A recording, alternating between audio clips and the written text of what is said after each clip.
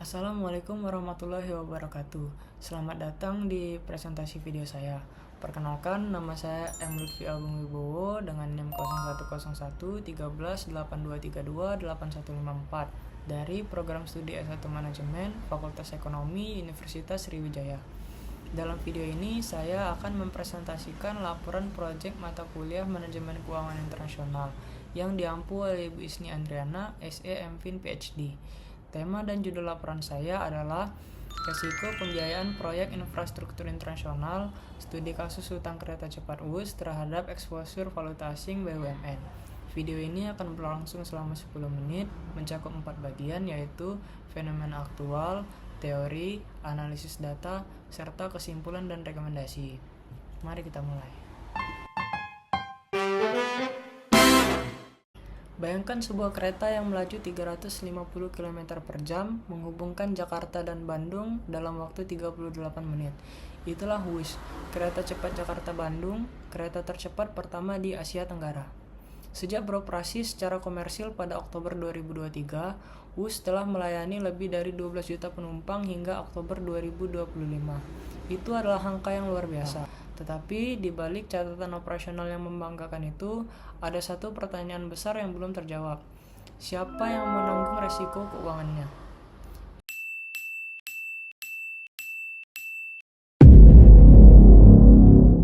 Ini adalah paradok WUS.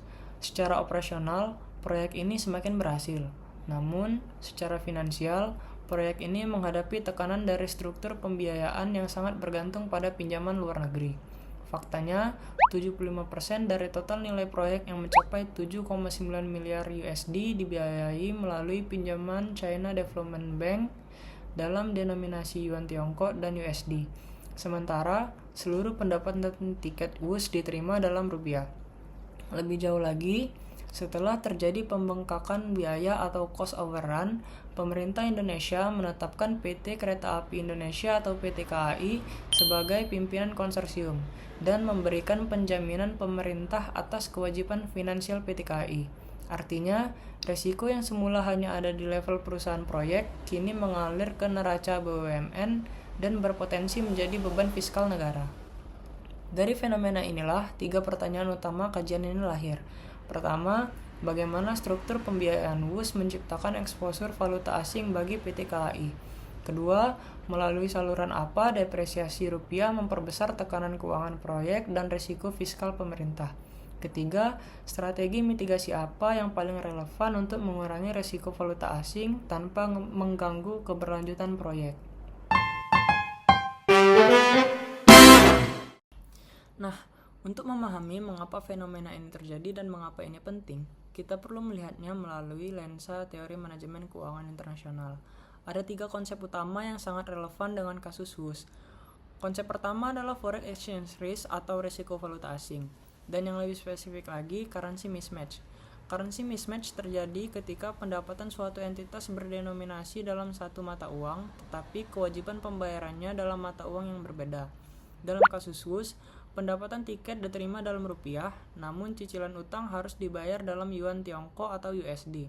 Menurut Venkats dan Hermet tahun 2021, banyak negara berkembang masih belum keluar dari jebakan resiko ini. Dan menurut Global Infrastructure Facility tahun 2024, pola currency mismatch ini adalah salah satu hambatan utama bagi investor di proyek infrastruktur negara berkembang. Karena volatilitas nilai tukar dapat mengubah profil risiko proyek secara dramatis. Mekanismenya sederhana namun berbahaya. Setiap kali rupiah melemah terhadap dolar AS atau yuan, maka nilai cicilan utang dalam rupiah secara otomatis naik. Kewajiban dalam dolar tidak berubah nilainya, tetapi lebih banyak rupiah yang harus dikeluarkan untuk membayarnya. Konsep kedua adalah risk allocation dalam skema Public-Private Partnership atau PPP. Proyek WUS dirancang sebagai kemitraan antara konsorsium Tiongkok dan Indonesia. Dalam desain awalnya, proyek seharusnya ditanggung oleh struktur perusahaan patungan bernama KCIC tanpa jaminan APBN. Namun Talaki dan Braci pada tahun 2021 menunjukkan dalam kajian sistematisnya bahwa resiko dalam PPP tidak selalu berhenti pada pihak yang secara kontraktual ditunjuk. Dalam praktiknya, tekanan politik, kebutuhan kelangsungan proyek, dan pertimbangan pelayanan publik dapat mendorong redistribusi risiko secara ex post atau setelah proyek berjalan. Inilah yang terjadi pada WUS. Ketika cost overrun muncul, risiko bergeser dari KCIC ke PT KAI melalui Perpres nomor 93 tahun 2021, kemudian dari KAI ke negara melalui skema penjaminan pemerintah yang diatur dalam PMK nomor 89 tahun 2023. Dan Major pada tahun 2025 memperbarui temuan ini dengan menegaskan bahwa risk allocation bukan hanya soal desain kontrak di awal, tetapi soal governance risiko sepanjang siklus hidup proyek, sesuatu yang dalam kasus WUS masih membutuhkan perhatian lebih. Konsep ketiga datang dari De Castro, Freitag, dan Rodriguez dalam Working Paper World Bank tahun 2023. Mereka menegaskan sesuatu yang fundamental, forex exchange risk bukan sekadar fluktuasi pasar jangka pendek, ia adalah masalah desain pembiayaan. Ketika risiko valuta asing tidak didesain dengan baik sejak awal, volatilitas kurs dapat menurunkan investasi infrastruktur ke bawah tingkat yang secara sosial sebenarnya optimal. Artinya, masyarakat menanggung biaya yang sebenarnya tidak perlu, bukan karena proyeknya buruk, tetapi karena cara pembiayaannya yang kurang tepat. Ketiga konsep ini, currency mismatch, risk allocation dalam PPP, dan desain pembiayaan bersama-sama membentuk kerangka analitik yang akan saya gunakan untuk membedah data WUS di bagian berikutnya.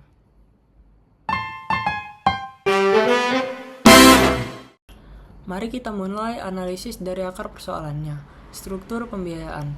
Data dari Kementerian Keuangan menunjukkan bahwa struktur pembiayaan awal WUS sangat asimetris. 75% berasal dari pinjaman CDB atau China Development Bank dan hanya 25% dari ekuitas pemegang saham. Ini bukan struktur yang sehat dari perspektif manajemen risiko valuta asing. Dengan proporsi seperti ini, setiap gejolak nilai tukar langsung memukul 3/4 dari total kewajiban proyek. Dan karena pendapatan proyek berbasis rupiah, tidak ada natural hedge yang memadai.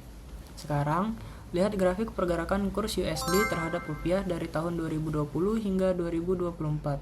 Pada tahun 2020, kurs berada di 14.105 per dolar. Pada tahun 2024, kurs sudah menyentuh 16.162 rupiah. Artinya, rupiah telah melemah sebesar 14,6% dalam waktu 4 tahun saja. Dan situasi semakin tegang pada 25 April 2024 ketika Bank Indonesia mencatat rupiah ditutup di 16.185 per USD, dipicu oleh indeks dolar yang sempat mencapai 106,25 USD.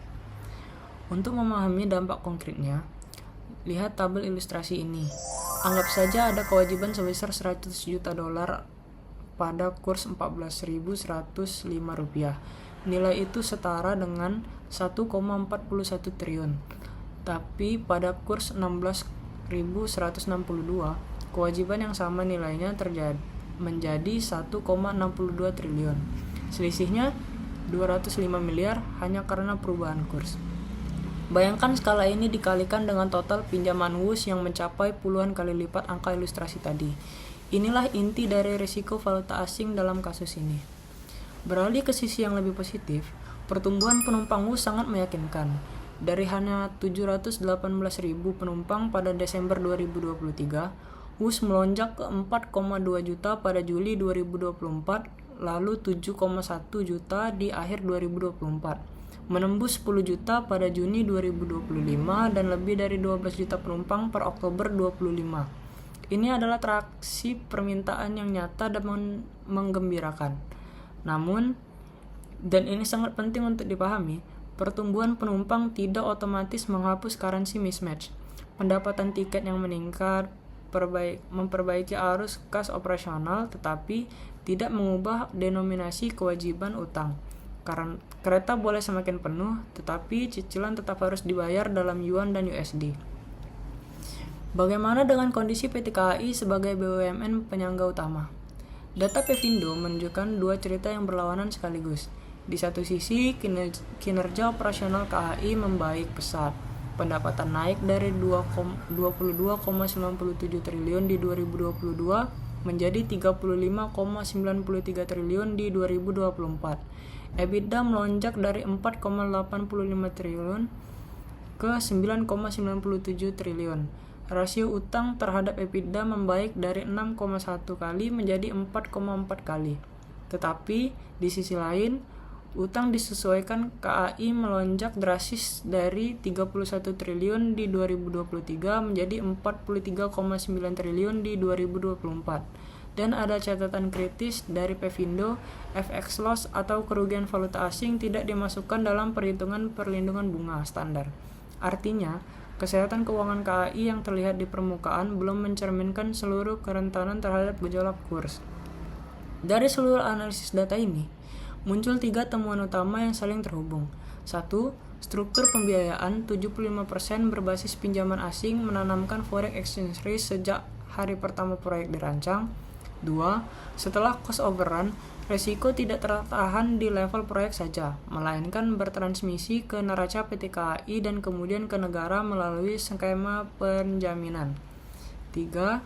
Pertumbuhan penumpang yang menggembirakan adalah kabar baik, tetapi belum cukup untuk menyelesaikan masalah struktural currency mismatch yang ada.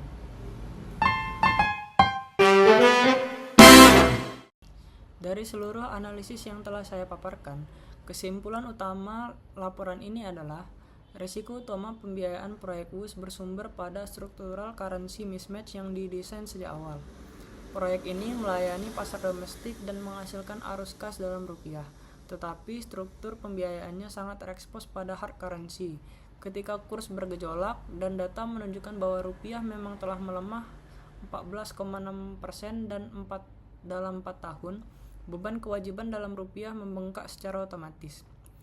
Lebih jauh, setelah cost overrun, risiko tidak lagi terkurung di level perusahaan patungan. Ia bertransmisi ke PT KAI sebagai BUMN dan kemudian berpotensi menjadi kontingen liability negara melalui skema penjaminan pemerintah. Ini adalah pergeseran risiko yang nyata dan terstruktur. Sesuai dengan teori PPP yang kita bahas tadi, pelajaran terpenting dari WUS adalah keberhasilan operasional bukan substitusi bagi ketahanan struktur pembiayaan. WUS boleh semakin dicintai masyarakat dan dipadati penumpang, tetapi selama currency mismatch belum diatasi, tekanan keuangan akan terus ada dan bebannya berpotensi mengalir ke BUMN negara. Berdasarkan temuan tersebut, laporan ini mengajukan 6 rekomendasi kebijakan.